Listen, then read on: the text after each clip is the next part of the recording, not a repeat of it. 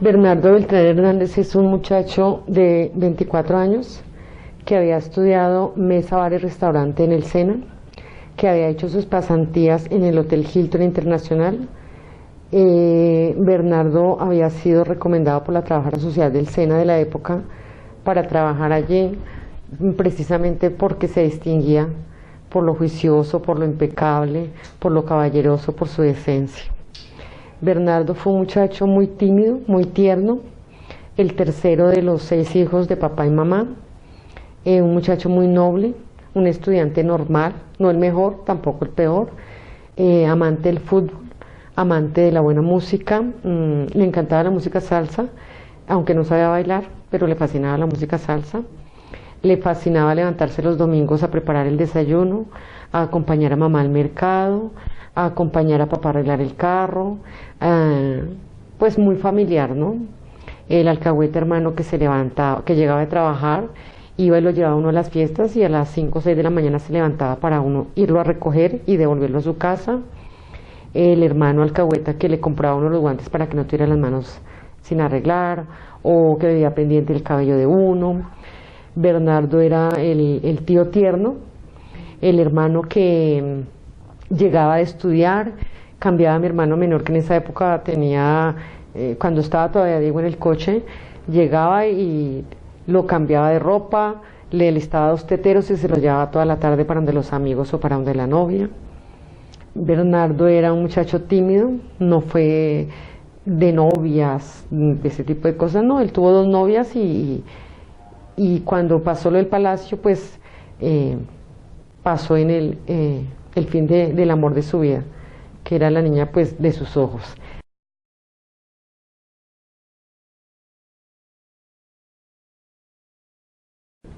Bernardo se levanta ese día común y corriente, 5:30, 6 de la mañana, se va a trotar, llega, se ducha, entra a la cocina, alista el calentado porque le fascinaba desayunar con calentado de chocolate, se viste, sale de la casa con una camisa cuadros de cuadritos pequeñitos, un suéter beige en B que lo llevaba en sus hombros, no puesto sino en sus hombros, un pantalón, el saco era verde, un verde champaña, y el pantalón era un beige en pana, bota recta, con su reloj, una cadena y un morral que había estado en la costa en la despedida del SENA, y lo había traído de la costa, y ahí llevaba su uniforme porque pues él a diario se cambiaba tanto el pantalón como la camisa del uniforme, y sus zapatos negros divinamente embolados. Cuando terminé de desayunar salimos a la puerta de la casa, yo espero que llegue a la esquina y él se voltea y levanta su brazo y nos despedimos. Fui la última persona que lo veo con vida. Sobre las 12 pasadas del mediodía, yo me encontraba en un supermercado que en esa época se llamaba Idema, y mi mamá nos mandaba a hacer mercado allí. Estando yo en la fila para pagar los productos, el portero del supermercado tenía un radiotransistor pequeño, y en ese radio escucho yo que un comando guerrillero del M-19 se acaba de tomar el Palacio de Justicia. Yo no pagué mercado, yo pegué carrera hacia la casa, llegué y abrí y empecé a marcarle a mi mamá.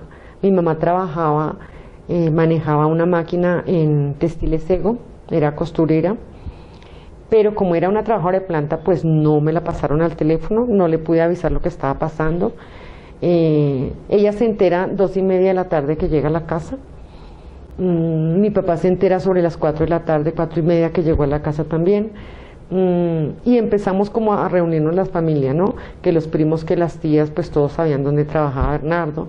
Mis hermanos, ya se comunica mi hermana que vivía afuera, y ella pues ahí mismo se dispone a viajar para llegar al otro día a Bogotá. Esa noche pues fue la noche más larga y más eterna del mundo. Hicimos caso de lo que recomendaban por la radio, que era que no se acercara nadie a la Plaza de Bolívar porque estaba acordonada y porque era un peligro, ¿no? además porque por la radio se oía pues el tiroteo y lo que comentaban los periodistas con voces temblorosas era muy fuerte.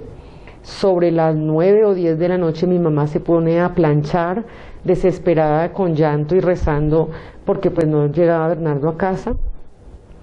Cuando empieza el incendio, cuando habla el doctor Reyes Echandía, cuando suplica que le respeten la vida, cuando el palacio es prendido en llamas, pues mi mamá pierde su compostura y también su paciencia de que Bernardo no aparecía y ya estaba muy fuerte lo que estaba pasando. Ella quiso irse para la Plaza de Bolívar con mi papá, pero pues la familia y todos que no, que esperemos que no demora, que quizás esto, que lo otro. Pero ella a las 5 de la mañana ya estaba bañada y con desayuno y almuerzo adelantado para irse. Salen de la casa papá, mamá, mi hermano mayor, vecinos, primos, tíos, y se dirigen hacia la Plaza de Bolívar. Cuando ellos llegan allí, la plaza está acordonada, mi mamá, que intenta por cualquier medio llegar hasta el palacio, no le permiten, nadie les da información.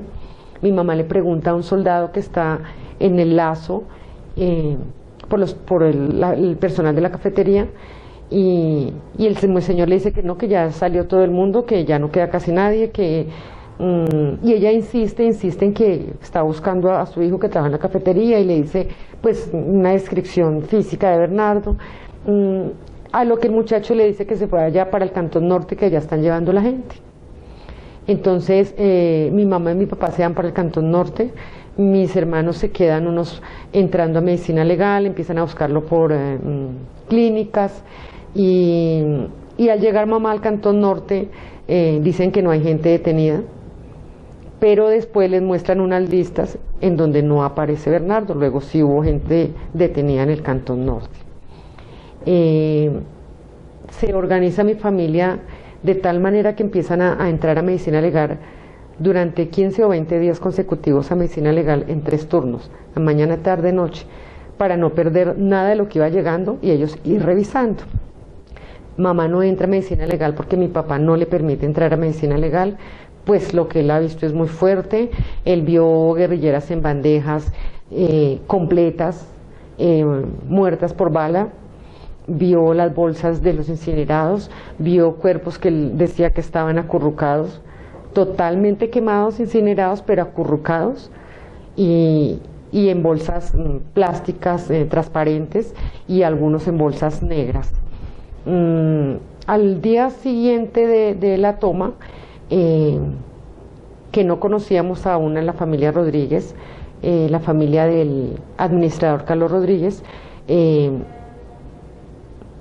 estando en la Plaza de Bolívar, César logra entrar y ya logramos saber que él era hermano del administrador de la cafetería y estaba Cecilia. Entonces ya empieza como a ver ese contacto de trabajadores entre todas las familias. César cuenta que en la cafetería no pasó absolutamente nada, que seguramente ellos salieron a algún hospital o están en alguna parte bien, porque la cafetería tiene la fruta servida en las mesas, no hay sangre, no hay balas, pero que sí tenía la caja registradora abierta y que no había plata, pero que tampoco había ni la ropa de los trabajadores, ni de las mujeres ni de los hombres, como tampoco habían las identificaciones de ninguno de la cafetería. Posteriormente sigue la búsqueda familia por familia, en hospitales. En ese tiempo por la cesta estaba lo grande del DAS, del F2, de la SIJIN, y paralelo a medicina legal, obviamente, ¿no? La búsqueda empieza cubriendo todos los frentes donde nos decían que habían llevado gente, pues allá íbamos a los hospitales que fueran, y se empezó digamos que empezamos a encontrarnos en los diferentes sitios, las mismas familias buscando a los mismos, es decir, las 11 familias de los trabajadores de la cafetería coincidíamos en diferentes sitios y empezamos a darnos cuenta que faltaban los de la cafetería. Entonces, de ahí nació la esperanza de que donde estuviera uno estaban todos. Una de las hipótesis que se tiene en el proceso es que desde el punto de vista de inteligencia militar, ellos consideraban que los trabajadores de la cafetería o eran los que les suministraban información o los que tenían en las bodegas de la cafetería la comida para la guerrilla en los tiempos que iba a durar la toma.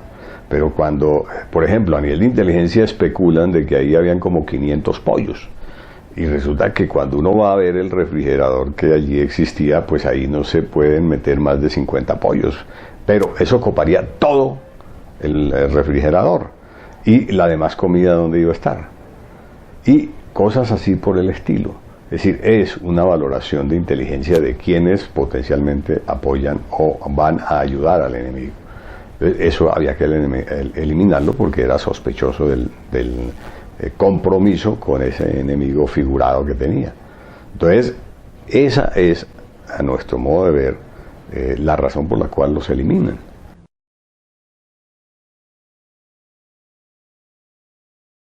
Como a los 15 días de la toma, estando en el ejercicio de la búsqueda,